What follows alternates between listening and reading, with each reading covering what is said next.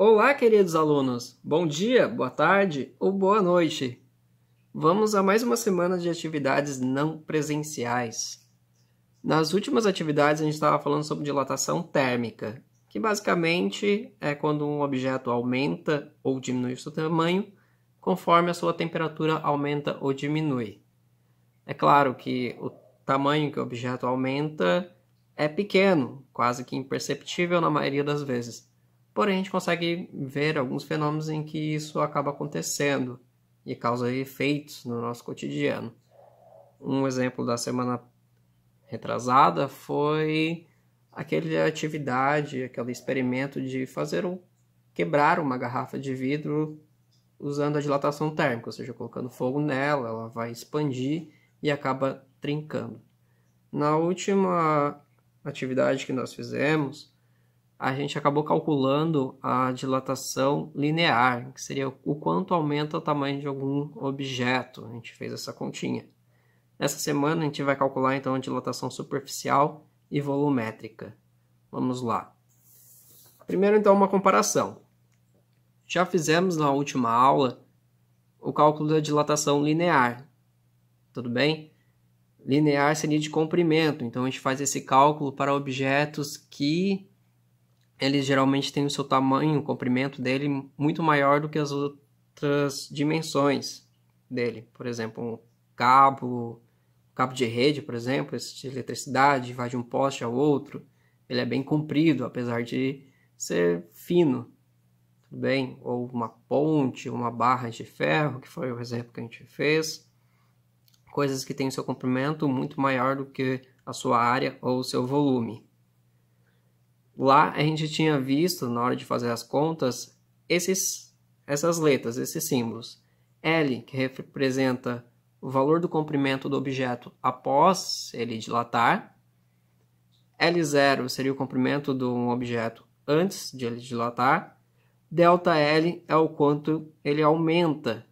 Tudo bem? Então, se a gente tivesse, por exemplo, assim, um objeto, que seria essa caneta, tudo bem? Ela tem um comprimento, é bem maior do que a área que ela tem, ou o volume dela. Então, a gente despreza os valores do volume e da área. A gente vai calcular somente o comprimento. Quando eu aqueço ela vai basicamente aumentar o tamanho. Tudo bem? Vou representar isso com a tampinha aqui. Aumentou um pouquinho o tamanho. Então, eu tinha o tamanho dela inicial. Ela aumentou o seu tamanho depois que eu esquentei. Então, o tamanho inicial que eu tinha era L0. ΔL foi o tanto que ela aumentou. Seria esse tantinho. E L, somente L, seria o tamanho total do comprimento dela depois que ela aumentou o seu tamanho. Ainda temos esse símbolo, que é o alfa, tudo bem? Que ele representa o coeficiente de dilatação linear, que a gente tinha uma tabelinha lá com vários valores conforme cada material. Cada material tem um valor de dilatação, que a gente apresenta por alfa, que vai dizer se esse material aumenta ou não, aumenta muito ou pouco de tamanho conforme aumenta a temperatura ou diminui.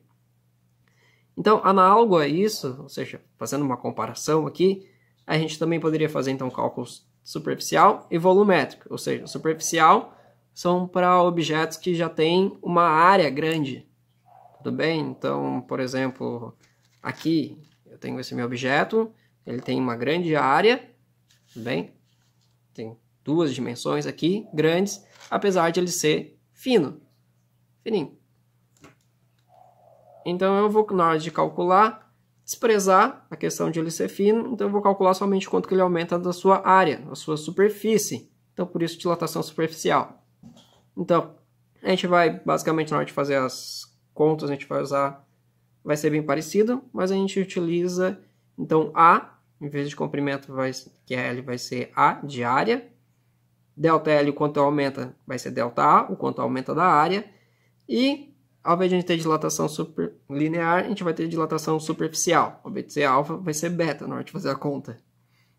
Tem diferença porque alfa é linear, uma dimensão. Beta é superficial, duas dimensões. Então, parece que por isso que ele vai ser duas vezes o valor do alfa. A mesma coisa, então, agora vai ser para dilatação volumétrica. Então vai ser alguma coisa em que ele tem o seu tamanho nas 3 dimensões basicamente relevantes. Por exemplo, uma bola, tudo bem? Uma bola é tanto comprida quanto tem uma grande superfície, como uma grande área, e também o volume. Então, nesse caso, a gente vai estar falando de volume, por isso a letra V. V0, então, vai ser o volume inicial, o quanto que a bola tinha antes. ΔV, depois que eu esquento ela, o quanto ela aumentou é ΔV, o aumento do volume dessa bola, por exemplo.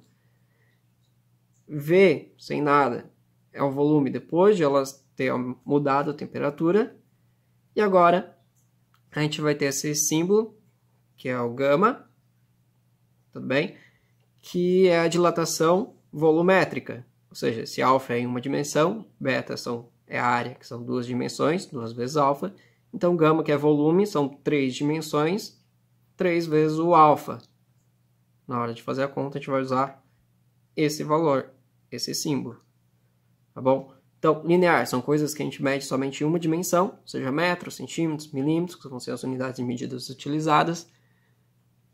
Área vai ser 2 dimensões, ou seja, metros quadrados, centímetros quadrados, porque quando a gente vai medir, a gente pega as informações de largura, base vezes altura, por exemplo, de um lado vezes outro, área.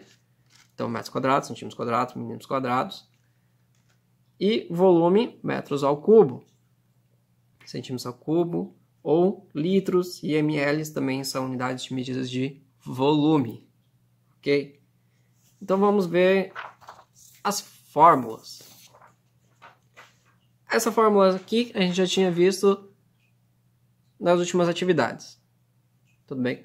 Para calcular o quanto que aumenta o comprimento de algum objeto, ou seja, o ΔL, eu preciso saber o comprimento inicial vezes o coeficiente vezes a mudança na temperatura. Se eu quiser saber então o comprimento final dele, ou seja, qual vai ser o tamanho dele depois de dilatar, eu pego o quanto que ele tinha de comprimento inicial, o quanto que ele tinha antes, e somo com o quanto ele aumentou. A gente pode substituir uma fórmula na outra e montar ela desse jeito. Talvez alguns exercícios na internet vocês vejam dessa forma. Também é um outro jeito de fazer, mas por enquanto eu vou usar somente, a gente vai fazer com esse jeito aqui. Então, do mesmo jeito, olha só, é tudo a mesma coisa, só vai mudar por aqueles símbolos que a gente tinha mostrado antes. Então, ΔL agora vai ser ΔA, V de L0 vai ser A0, V de alfa vai ser beta, a vez de e ΔT continua igual em todos eles.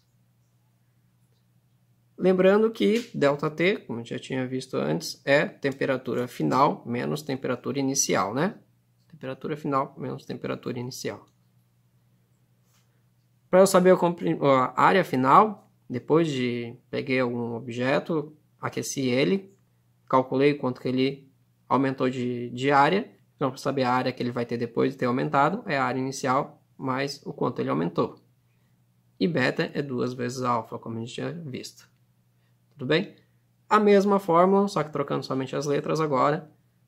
A vez de ΔA, ΔV, para volume, V0, gama, tudo bem? Alfa, beta, gama e ΔT. Então, essas são as fórmulas. Comprimento a gente mede metros, como a gente viu, área metros ao quadrado, volume metros ao cubo.